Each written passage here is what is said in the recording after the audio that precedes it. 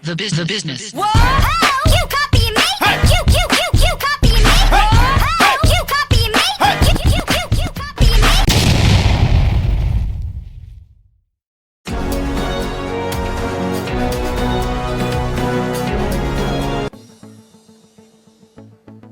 Huwag kayong magpaloko. Alam mo, Parliament, ang ambisyon niyan, karamihan, galing kay Lisa Marcos, pati kay Romualdez. Bongbong bangag yan.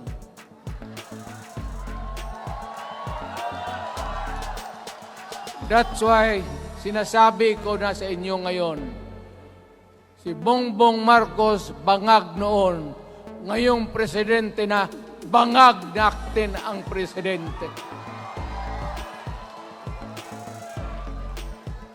Kayong mga military, alam ninyo yan. Lalo na yung nasa Malacanang. Alam ninyo. The Armed Forces of the Philippines, alam ninyo. May drug addict tayo na presidente. Putang inang yan. Ayun ang, bakit ako nagkaroon ng kaso ng ICC? Sabi nila, pinapagpatay ko raw yung mga drug user at drug addict. Mabutit na lang, wala na ako sa pwesto, baka kasali ka pa. No, Mr. President, pinilit ninyo kami. Kayo yung sa Bisaya, kinikitoy mo yung Pilipino. You are testing the waters. Not even. You are, pushing to the limits ang pasensya ng Pilipino. Wag na wag mong gawin yan. Wag mong gawin yan, wag mong ituluyan kaya magkagulo. Pag hindi namin napilitan kayo sa mga rallies, sa aming mga boses, ang sentimento namin, ako'y sinasabi ko sa military, nag-hemorrhage ang bayan, gastos dito ng gastos doon. Tapos kung mag-speech, ang pinag-usapan ang putang inang pobreng Pilipino. Gastos dito, gastos doon. Mga military, maawa kayo sa bayan. Pag hindi namin kaya, gawin na ninyo. Gawin ninyo, kawawa ang Pilipino. Alam mo, presidente, tapos mag-parliament, tumatakbo ng assemblyman o congressman niya si Sandro. Tapos ipasok nila sa assembly, gawain nilang prime minister. Yan nga ang sakit ng Pilipino. You want to perpetuate yourself in power at the expense ng buhay ng bayan. Mabuti sana kung bright kayo. Kung drug addict ka lang naman at may asawa kang hungry for power, tapos may isa itong taga Leyte, gusto siyang mag-prime minister at gawin niya itong bongbong, diyan ka lang, ako ang bahala. Ceremonial president ka na lang. Ako na ang magpatakbo ng bayan sa parliament. Yan ang plano nila.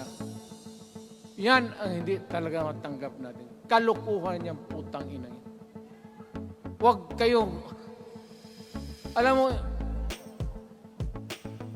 bakit ako makipag-away ng presidente? Marami siyang sundalo. Kaya natin, kayong pumalag, pero there is always a time for everything. May panahon na ikaw ay sikat. Sa ayaw mo at sa hindi, may panahon ka talagang bababa dyan sa Malacanang. gaano katagal ka man to hang on to the power, that is for God to decide for the nation. Kami, patayin ninyo, wala na akong silbi. Tapos na ako, naging presidente na ako, nakatikim na ako ng pag-upo ng silya dyan sa Malacanang. Ganoon na lang ang ang alaga ko sa bayan. Alam mo ba, tanungin mo yung lahat ng senador, magbisita sila, isang kanin, isang pork chop o isda, sabaw. Noong panahon ko, sabi ko, yan lang ang mapakain ko sa inyo. Walang steak kasi mahal yan. Hindi natin pera itong kinakain. Yan ang totoo. Magtanong kayo ng taga-Malacan dyan. Hindi ako nagpabibida. Sinabi ko lang, huwag ninyong kalimutan, Mr. President, ang delikadesa. Mahirap yan. Magkaroon tayo ng... Ngayon, mula naman, yun naman lang ang dapat lang pagpintuhan natin. Huwag kayong pumayag dyan. Binabastos kayo. Anong bakit? Bakit nadalhin tayo sa parliament? Anak ka na. So pag doon, kontrolado na nila, pati yung anak na assured na maging... Yan nga ang mahirap eh. Lahat na maging presidente, ang pamilya nila, walang inisip kung hindi paano titira dyan hanggang sa matapos ang panahon. May I remind you, itong election, papalit-palit ito. Para sa lahat, mayroong Ilocano, may Bicolano, may Bisaya. Hindi mo pwedeng suluhin yan. The election is a cleansing process. It does not, it's never the intention of the whoever wrote the Constitution na ikaw, isang Pilipino, taga-Paway, taga-Batangas, taga-Davao, ikaw, Rodrigo Duterte, nandiyan ka na, huwag ka nang umalis. It was not the intention of the lawmaker. Demokrasya tayo, Mr. President. Huwag mong kalimutan na isang term ka lang pagkatapos bababa ka na. Pag ayaw mong bumaba, utang ina magkagulo ang bayan, sabihin ko sa inyo. Ngayon, nakikinig kayong mga military.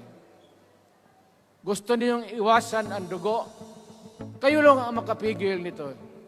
Putang ina, pigilan mo yung kalukuhan na yan. Pagka hindi itong rally na ito, it will multiply all over the Philippines and there will be trouble. Ako ang nauna kasi galit ako. Dumaan ako ng presidente. Not even for a minute did I think or was thinking of extending my term even for one day. Nung natapos ako sa araw na yun, bumaba ako, sumakay ako, lumipad ako dito sa Davao. Ikaw, Mr. President, hintayin mo yung 6 year, kalimutan mo na yung kay Romualdez kasi yan ang magpahamak sa iyo. At maraming magagalit sa iyo, pati na ang militar. Kaya hindi na ako magtatagal. Yun lang ang dasal ko. Reject. Protect the Constitution. I am calling now the armed forces and the PNP. Protect the Constitution. Trabaho ninyo yan.